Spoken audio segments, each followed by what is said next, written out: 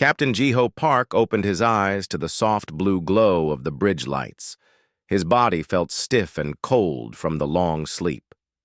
50 years had passed while he dreamed in the cryogenic pod. The computer had woken him up because they had finally reached their new home. He pulled himself out of the sleeping chamber and looked around the empty bridge. The ship was quiet except for the low hum of the engines. Through the big window, he could see stars everywhere. But something was wrong. There were too many bright lights moving between the stars. Jiho walked to the main control panel and pressed some buttons. The ship's computer started talking in a calm voice. Captain Park, we have arrived at the Kepler 442 system, but there is a problem. The system is not empty as we expected. The big screen in front of him lit up. Jiho saw something that made his heart beat faster. Hundreds of strange ships were fighting each other near the planet they wanted to call home. Bright flashes of light shot between the ships. Some ships exploded into pieces of metal and fire. "Wake up the senior crew," Jiho said to the computer. Emergency protocol. Within an hour, the bridge was full of people. Chief Engineer Mina Kim stood next to him, her black hair still messy from sleep. She was the smartest person on the ship when it came to fixing things and building new machines. "What are we looking at?" she asked, staring at the battle on the screen. Dr. Yoonji Lee, their expert on alien life, pointed at the ships. "Two different types. Look at those crystal-like ships that shine with blue light, and those dark ships that look like they're made of metal and flesh." Admiral Taiho Choi, their military advisor, had worry lines on his face. "This is bad. We're in the middle of a war zone. Our ship wasn't built for fighting." The new Sol was huge, almost like a floating city. It carried 100,000 people in sleeping pods. They had farms, factories, and everything needed to start a new world. But it had no weapons, except some small guns to shoot space rocks. Suddenly, the ship's alarm started ringing. A voice came through the speakers. "Unknown vessel, this is the Veltar Empire battle fleet. You will choose a side in this conflict or be destroyed. You have 1 hour to decide." Then another voice spoke, deeper and stranger. "Primitive ship. The Thane Collective claims this system. Join us or die with the crystal beings." Jiho looked at his crew. Everyone was scared but trying not to show it. These aliens thought humans were just another weak species they could push around. "Try to talk to them," Jiho told Yoonji. "Maybe we can explain that we just want to live in peace." Yoonji worked at her station for 30 minutes. She managed to send messages to both alien fleets. She told them that humans were peaceful explorers looking for a new home. She said they didn't want to fight anyone. The crystal ships, which called themselves the Veltar Empire, sent back a cold message. "Peaceful species are weak species. Weak species serve or die." The dark ships from the Thane Collective were even worse. "We do not speak with food. Choose quickly or become nutrients for our bioships." Mina slammed her hand on the control panel. "They think we're nothing, just bugs they can step on." "Captain," said Woojin Park, their communications officer, "I'm picking up signals from their ships. These two groups have been fighting for thousands of years. They destroy any new species that enters their space." Taiho crossed his arms. "Our weapons can't hurt their ships. If we fight, we'll lose in minutes." "Then we don't fight," Jiho said. "We run, plot a course out of the system. We'll find another planet." But as they tried to leave, a Veltar patrol ship moved to block their path. The crystal ship was beautiful but deadly, with blue energy flowing through its clear walls. "Warning shot," came the Veltar message. A beam of pure energy shot from the crystal ship. It hit the side of the new Sol where the farming domes were located. The beam cut through the metal like a hot knife through butter. Air rushed out into space. Alarms screamed throughout the ship. "Damage report!" Jiho shouted. "Domes 3 through 7 are gone," Mina said, her voice shaking. "That's 30% of our food production. And—" She stopped talking. "What is it?" 3,000 people were still in cryosleep in that section. "They're all dead." The bridge went silent except for the alarms. 3,000 people who had trusted them to bring them to a new world. 3,000 people who would never see their families again. Jiho felt something change inside him. It was like a cold fire starting in his chest and spreading through his whole body. He had spent his life avoiding fights, solving problems with words instead of violence. But these aliens had just murdered 3,000 innocent people as a warning. "Sir," Wu Jin said quietly, "the Veltar ship is sending another message. They're laughing at us. They say humans die too easily." The cold fire in Jiho's chest grew bigger. He looked around at his crew. He saw the same anger in their eyes, the same cold determination. "Mina," he said in a voice that sounded different from before. "How long would it take to modify our mining equipment?" "For what?" "Weapons." Mina's eyes went wide. Then she smiled, but it wasn't a happy smile. It was the smile of someone who was about to do something dangerous and difficult.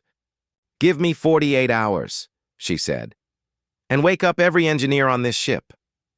Taiho stepped forward. "Captain, we can't fight their entire fleet with mining tools." "Watch us," Jiho said. He turned to face the screen where the alien ships continued. Their ancient war. "They think we're weak because we choose peace. They're about to learn that choosing peace and being peaceful are two very different things." Yunji was studying the alien ship designs on her computer. "Captain, I'm seeing patterns in their technology. Both sides use the same basic ideas they've used for centuries. They never change their methods." "What does that mean?" "It means they've forgotten how to adapt. They've been fighting the same war for so long that they do everything the same way. They can't imagine someone fighting differently." Jiho nodded slowly. "Then we'll show them something they've never seen before. A species that doesn't just adapt, we excel at it." The alien fleets continued their battle, paying no attention to the human ship. They thought the warning shot had scared the humans into submission. They expected the new soul to choose a side and become servants to one of the great empires. They had no idea that they had just woken up something that had been sleeping for 50 years. Something that had crossed the darkness between stars looking for peace, but could become something else entirely when that peace was threatened. The new soul began to change. Deep in the ship's belly, engineers started pulling apart mining machines and building something new. Something that would make the galaxy remember that humans didn't just survive, they conquered whatever tried to destroy them. The war between the Veltar Empire and the Thane Collective had lasted for 3,000 years. In 48 hours, it was about to become a three-way fight, and the galaxy was about to learn what happened when you made humans angry. Mina Kim stood in the center of the ship's biggest workshop, surrounded by pieces of broken alien technology. Her team had been working for 36 hours straight, pulling apart every piece of alien metal they could find from the destroyed section of their ship. "This is impossible," said Hyun Seo, wiping sweat from his forehead. He used to dig tunnels in asteroid mines, but now he was trying to turn rock-crushing machines into weapons. "These alien materials don't follow our physics." Mina picked up a piece of crystal from the Veltar warning shot. It still glowed with blue energy even though it was broken. "Maybe our physics are wrong. Look at this thing. It stores energy like a battery but conducts it like copper wire." Yuna Jang looked up from her computer screen. She had been a systems analyst before the long sleep, good at finding patterns in numbers. Now she was trying to understand alien computer codes. "I found something," Yuna said. "Their computer systems are incredibly advanced, but they think in straight lines. Everything is organized in perfect order. They never expect chaos or random changes." "What does that mean?" Mina asked. "It means we can confuse them. Human computers are messy compared to theirs. But that messiness is our strength. We can think of solutions they never considered." Captain Jiho walked into the workshop. He looked tired, but his eyes were still full of that cold fire.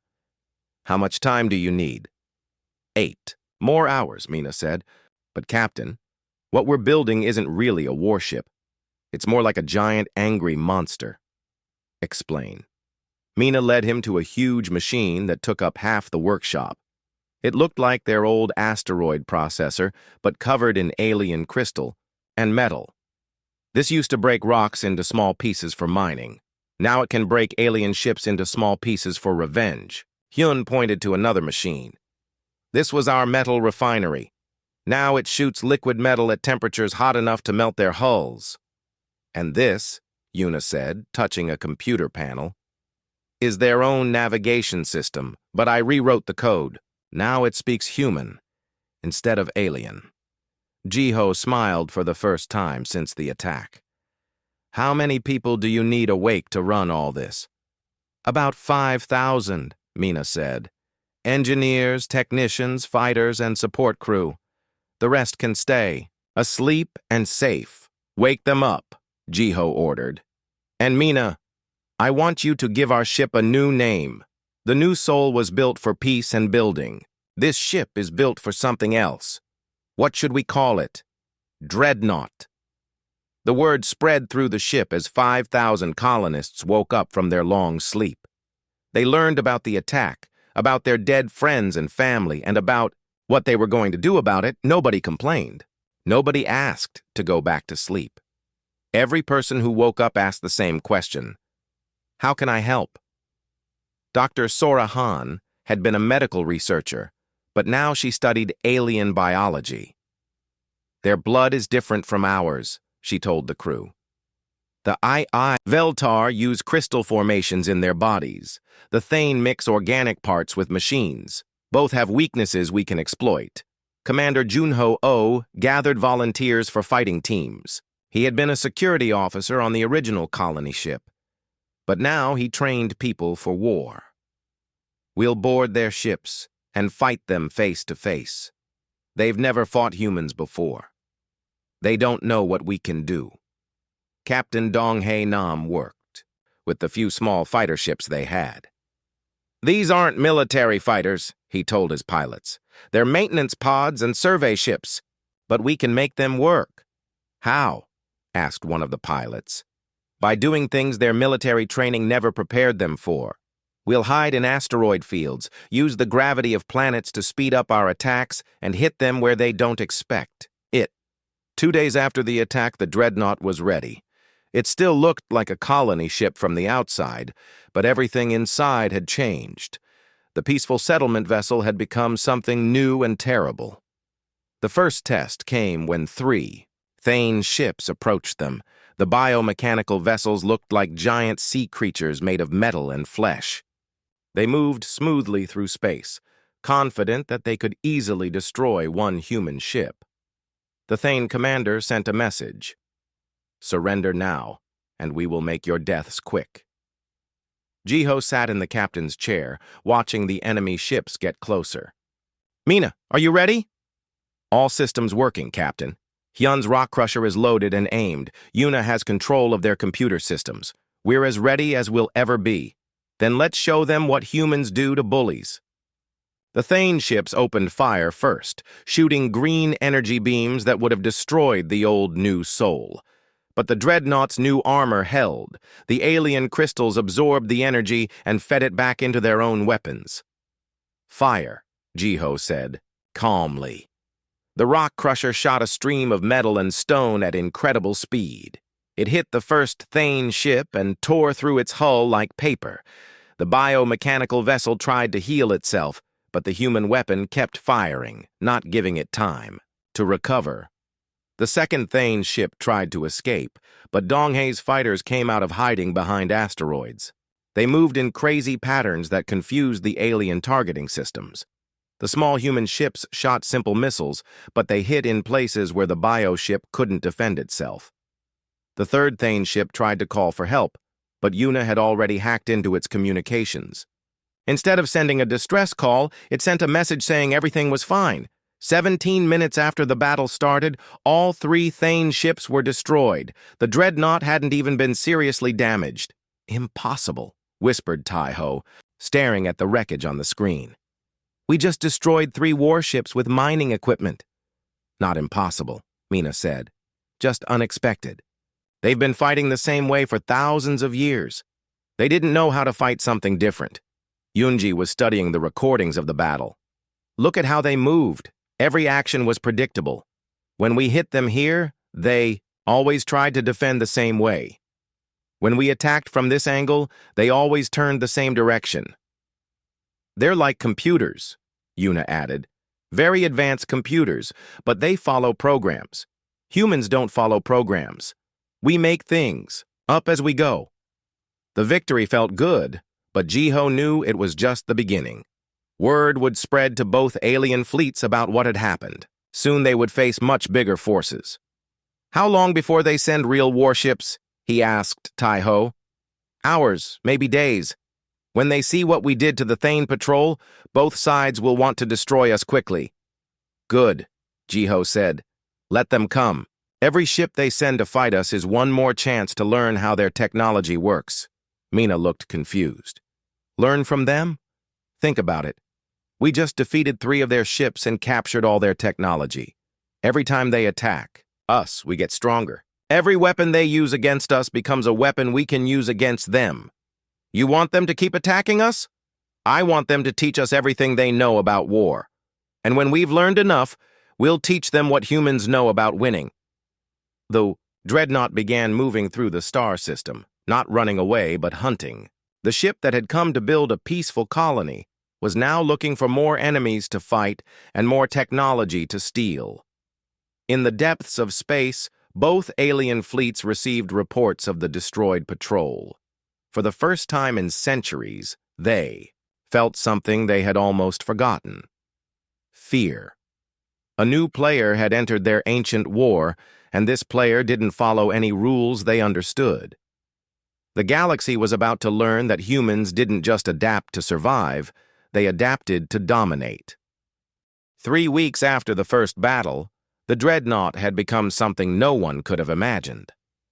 The ship now bristled with weapons made from captured alien technology. What had started as a desperate fight for survival had turned into something much more dangerous. Commander Junho led his boarding team through the corridors of a captured Veltar cruiser. The crystal walls glowed with dying blue light as human soldiers moved through the alien ship like ghosts. They wore suits made from pieces of Thane bio-armor and Veltar energy shields. Clear the bridge, Junho whispered into his radio. His team moved in ways that would have made alien military experts shake their heads in confusion. They didn't follow standard attack patterns. Instead, they crawled through ventilation systems, cut through walls, and appeared in places the aliens never expected. The Veltar crew tried to fight back, but they had trained for thousands of years to fight Thane bioships. They had no idea how to fight creatures that ignored all military rules and made up new tactics every few minutes. Ship secured, Captain, Junho reported back to the Dreadnought. Another one for Mina to take apart. Captain Jiho stood on the bridge of his transformed ship, watching the battle data scroll across multiple screens. In 3 weeks, they had captured or destroyed 47 alien vessels. Each victory taught them something new about how their enemies fought and thought. The Veltar always protect their energy cores the same way, reported Woojin Park, who now served as their tactical analyst. They put them in the center of the ship and surround them with defensive fields, but they never expect anyone to attack from below. And the Thane? Jiho asked. Even more predictable. Their bioships always try to heal damage to the head section first. If we hit them in multiple places at once, they can't decide which part to fix and end up fixing nothing. Dr. Sorahan had been busy with her own research. She had learned to create weapons that targeted alien biology specifically. The Thane mixing of organic and mechanical parts makes them vulnerable to both computer viruses and biological diseases. I can make them sick and crash their systems at the same time. What about the Veltar? Their crystal bodies store energy, but too much energy makes them explode. I've developed bombs that overload their systems from the inside. Yuna Jang looked up from her computer station. Captain, I've broken into their communication networks. I can hear everything both sides are saying to each other. What are they talking about?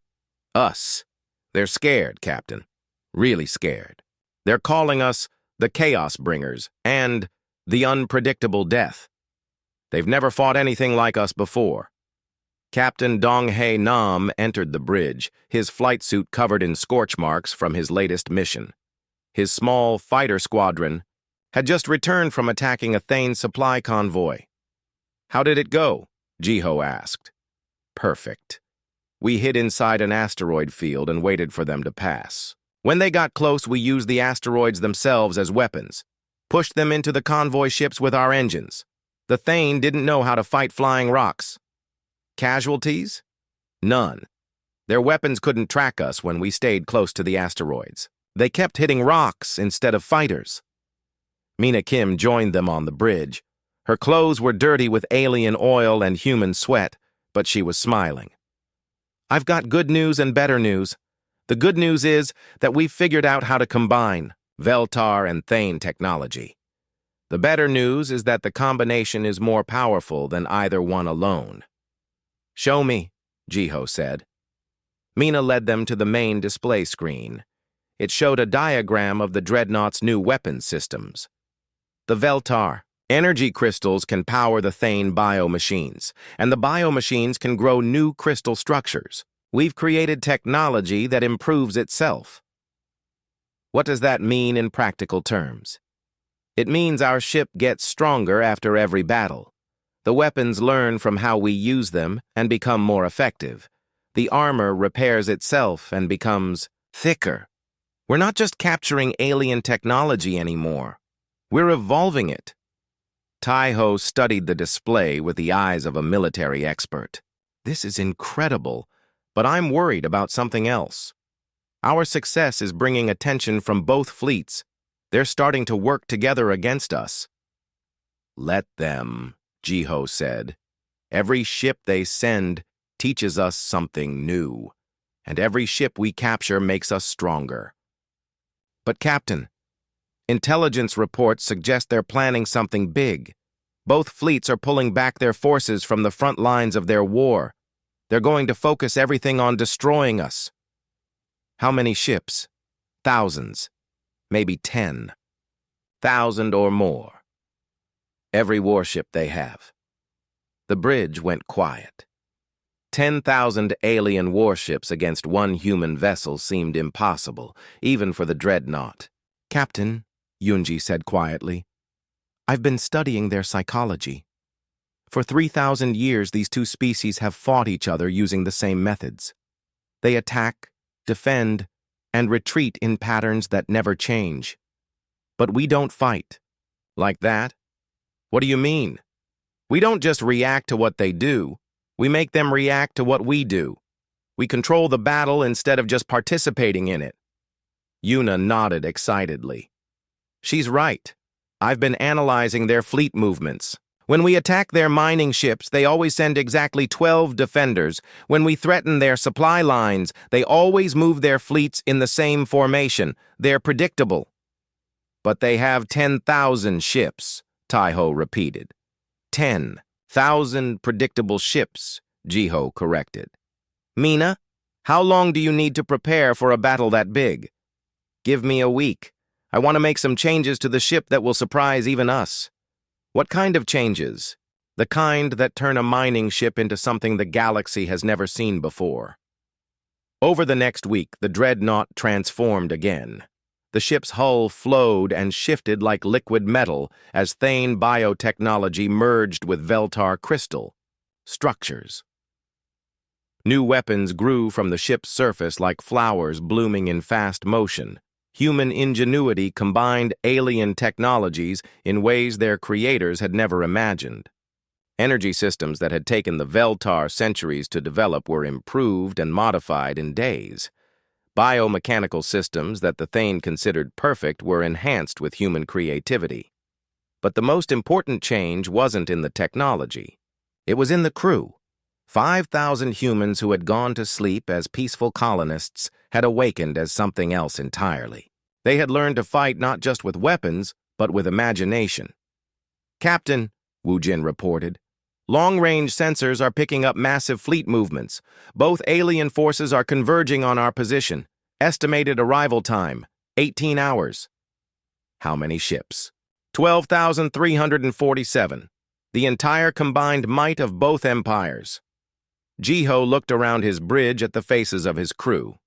They should have been terrified. Instead, they looked eager, hungry, ready to show the galaxy what humans could do when they stopped trying to be peaceful. Signal all stations, Jiho announced to the ship. Battle stations. Prepare for the largest space battle in galactic history. And remember, we're not just fighting for survival anymore. We're fighting to show two ancient empires that their time is over. What if we lose? Someone asked. Jiho smiled the cold smile that had become familiar to his crew. We won't lose, because they're still thinking like the same species that have been fighting the same war for 3,000 years. But we're not the same species that left Earth 50 years ago. We're something new, something they've never seen before. What are we? We're what happens when humans stop being peaceful and start being human. The Dreadnought moved through space toward the approaching fleets, one ship against 12,000, a former colony vessel against the combined military might of two galactic empires. The odds should have been impossible, but the aliens were about to learn that humans specialized in doing impossible things. Admiral Seungmin Kang stood in the Dreadnought's war room, staring at a three-dimensional map that showed 12,000 alien ships approaching from all directions. Red dots for Veltar vessels, green dots for Thane ships, all surrounding one small blue dot that represented their home. They've done something I didn't think was possible, Seungmin said to the assembled crew leaders. For the first time in 3,000 years, the Veltar Empire and Thane Collective have stopped fighting each other. They signed a ceasefire just to destroy us. Engineer Bora Shin looked up from her control panel. She had been working without sleep for 48 hours, making final modifications to the ship's systems. Maybe that's good news. If they're working together, they'll try to coordinate their attacks. That means they'll be slower and more predictable. Or it means we're facing the combined experience of 6,000 years of warfare, Taiho replied grimly. Tactical Officer Woojin Park pointed to the display. Look at their formation. It's perfect. No gaps, no weaknesses. They've positioned their ships so that every angle of attack is covered. No matter which direction we move, we'll face concentrated fire from multiple fleets. How long do we have? Captain Jiho asked. 6 hours until the outer ring of ships reaches weapons range. 12 hours until we're completely surrounded. Jiho nodded slowly. Then we have 6 hours to do something they don't expect. What do you have in mind? Mina asked. We don't wait for them to surround us. We attack first. The room went silent. Everyone stared at their captain as if he had lost his mind. Sir, Seungmin said carefully, attacking 12,000 ships with one vessel isn't strategy. It's suicide. Is it? Woojin, show me their communication patterns. Woojin pressed some buttons, and the display changed to show streams of data flowing between the alien fleets. They're talking constantly, coordinating movements, sharing targeting data, confirming orders. It's the most complex military communication network I've ever seen. Yuna, can you hack into it? Yuna Jang smiled dangerously. Already working on it. Their systems are incredibly sophisticated, but they're designed for two species that think in straight lines. Human chaos breaks their logic patterns. What are you thinking, Captain? Mina asked. I'm thinking that 12,000 ships coordinating perfectly is their greatest strength. But it's also their greatest weakness. If we can disrupt their communications, that perfect coordination becomes perfect confusion. Bora looked excited. If they can't talk to each other, they won't know who's shooting at what. In a battle this big, they could end up attacking their own ships. Exactly. But first, we need to get close enough to their command ships to plant Yuna's virus in their network. That's impossible, Taiho said. Their command ships are in the center of the formation, protected by hundreds of other vessels. Not impossible, just difficult. Jiho turned to address the entire room. How many people on this ship used to work in asteroid mining? Several hands went up, including Hyun Seo's. Hyun, what's the biggest asteroid in this system? Hyun checked his scanner readings. There's a massive one about 2 hours away, mostly iron and rock, about 5 kilometers across. Perfect. Mina, how long would it take to hollow out that asteroid and hide our ship inside it? Mina's eyes went wide as she understood the plan. With our mining equipment running at full power, 4 hours. But Captain, that's insane. Why? Because we'd be flying a hollowed-out rock toward the most powerful fleet in galactic history. If they scan us, they won't scan an asteroid. Why would they? It's just a floating rock. They'll ignore it completely until it's too late. Yuna was already working at her computer. I can mask our energy signatures using Thane biotechnology. Make us look like just another piece of space debris. Do it, Jiho ordered. All of you, get to work. We have 4 hours to turn ourselves into the galaxy's most dangerous asteroid. The next 4 hours were the most intense in the ship's history. Mining teams worked frantically to carve out the inside of the massive asteroid while keeping its outer shell intact. Engineers rerouted power systems to work in the new configuration. Everyone who wasn't actively working prepared weapons and boarding equipment. Bora performed miracles with the ship's systems, adapting them to work while surrounded by rock. We'll only have partial sensors while we're inside, she warned. And if something goes wrong with the life support, we won't be able to fix it quickly. It won't matter if we don't survive the next 12 hours, Jiho replied. When the work was finished, the Dreadnought was completely hidden inside what looked like an ordinary asteroid. From the outside, there was no sign that anything artificial was inside the rock. Communications are ready, Yuna reported. The moment we get close to their command network, I can upload the virus. But we'll only have minutes before they realize what's happening. Weapons? Jiho asked Mina. All systems ready. But Captain, once we start shooting, we'll be surrounded by thousands of enemy ships. Even if the virus works perfectly, we'll still be outnumbered. Maybe. But remember what Yunji taught us. These species have been fighting the same war for 3,000 years. They've never had to adapt to something completely new. The disguised asteroid began moving toward the alien fleet. To any observer, it looked like a piece of space debris drifting slowly through the system. The alien ships ignored it completely, focused on maintaining their perfect formation and waiting for the human ship to appear. 1 hour to contact, Wu Jin reported quietly. Signal all crew, Jiho announced over the ship's communication system. This is it. In 1 hour, we'll be in the middle of the largest space battle in history. Remember that we're not just fighting for ourselves. We're fighting to show the galaxy that the age of these ancient empires is over. As the asteroid drifted closer to the alien fleet, the true scale of the enemy force became clear. Ships stretched in all directions as far as their sensors could reach. Massive Veltar crystal dreadnoughts floated next to enormous Thane bioships. The combined firepower pointed at their location could destroy planets. 30 minutes, Wu Jin whispered. Inside the asteroid, 5,000 humans prepared for battle. They had started as peaceful colonists, but war had changed them into something else. Something that could look at impossible odds and smile. 10 minutes to the command ships, Yuna reported. I can see their communication hub. It's beautiful, in a terrifying way. Thousands of data streams connecting every ship in both fleets. Ready? Jiho asked his crew. Ready, they replied as one. Then let's show them what happens when you threaten a human colony.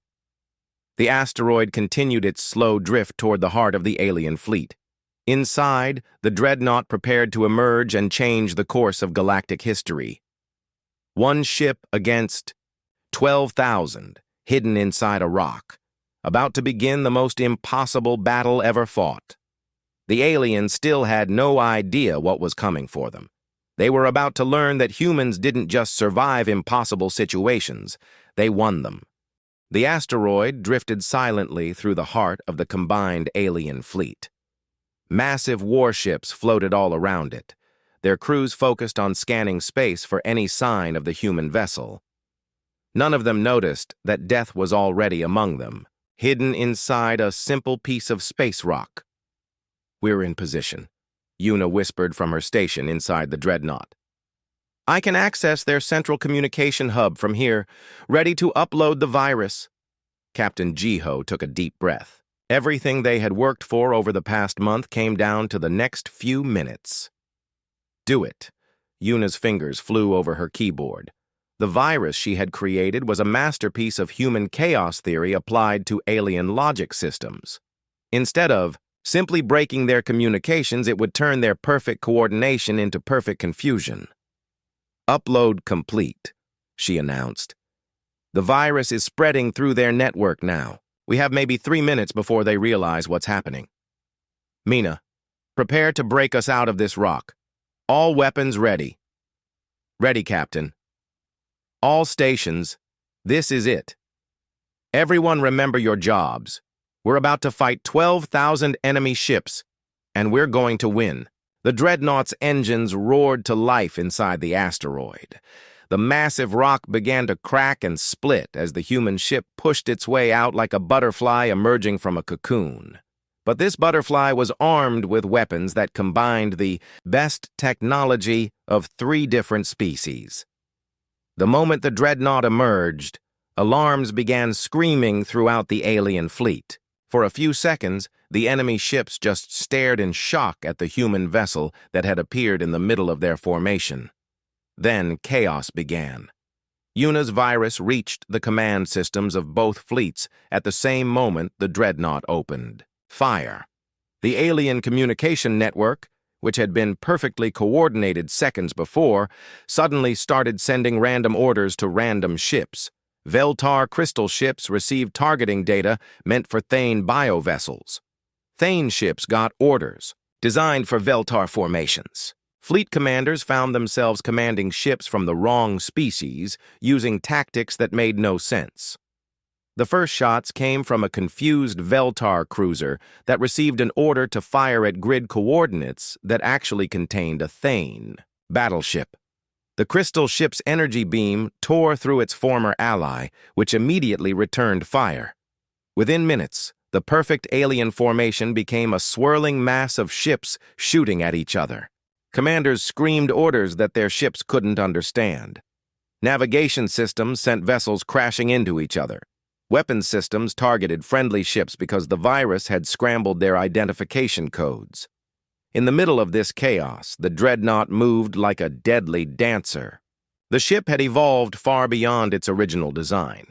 Its hull flowed and shifted like liquid metal, adapting to incoming fire. Weapons grew from its surface wherever they were needed, then dissolved back into the hull when the threat was gone. "They can't hit us!" Bora shouted over the noise of battle. "Their targeting systems are designed to track ships that move in predictable patterns, but we don't have patterns." The Dreadnought twisted through space in ways that violated everything the aliens knew about space combat.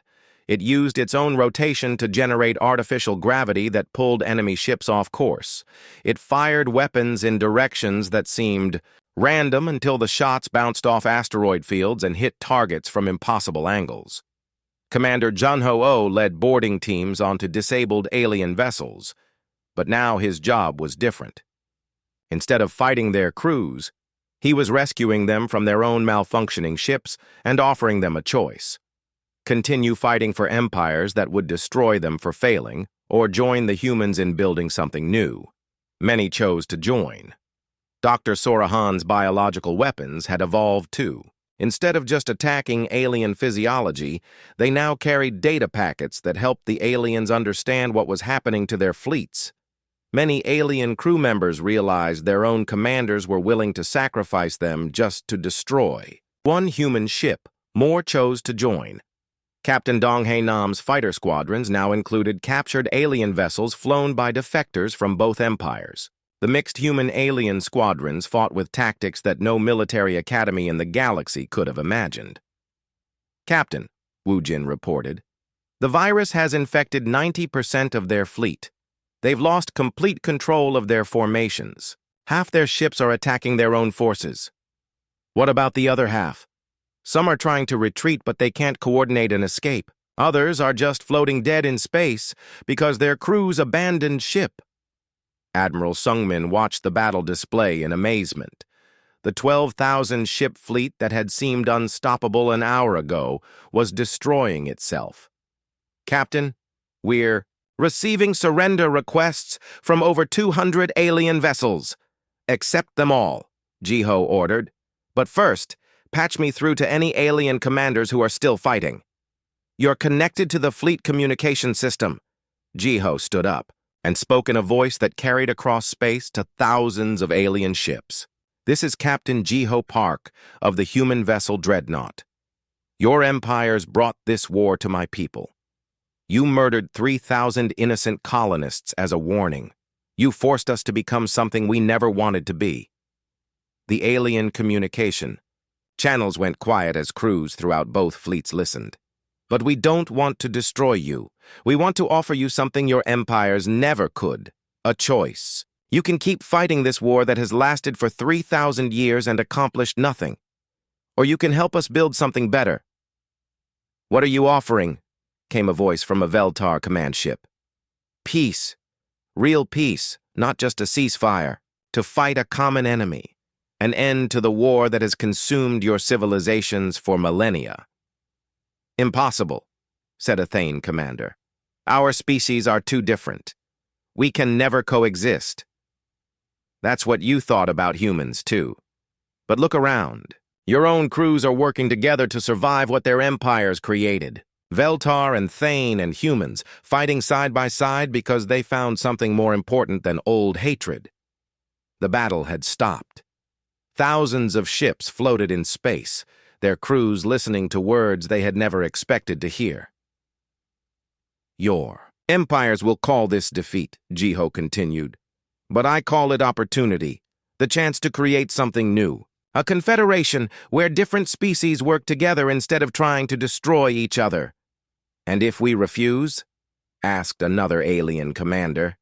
Then you go home and tell your leaders that one human colony ship defeated the combined might of both your empires. Tell them that the age of galactic domination by ancient species is over. Tell them that from now on, humans will be watching. Over the next several hours, more than half the surviving alien ships chose to join the human confederation. They shared their technology and knowledge freely, creating new innovations that surpassed anything any single species had achieved alone. The ships that chose to return to their empires carried a message that would reshape galactic politics. Humans were not just another species to be conquered or ignored. They were a force that could end conflicts that had seemed eternal. 6 months later, the first human embassy opened on the Veltar homeworld. A year after that, joint human-Thane research stations were discovering new sciences that neither species could have developed alone. The Dreadnought became the flagship of a growing confederation of species that had chosen cooperation over conquest. The ship continued to evolve, incorporating new technologies and ideas from every species that joined them. Captain Jiho Park stood on the bridge of his transformed vessel, looking out at a fleet of ships from dozens of different worlds. The colony, ship that had left Earth with 100,000 sleeping humans, had become something no one could have imagined, the foundation of a new galactic civilization. Captain, Yunji reported, we're receiving a message from Earth. They want to know how our colony mission went. Jiho smiled.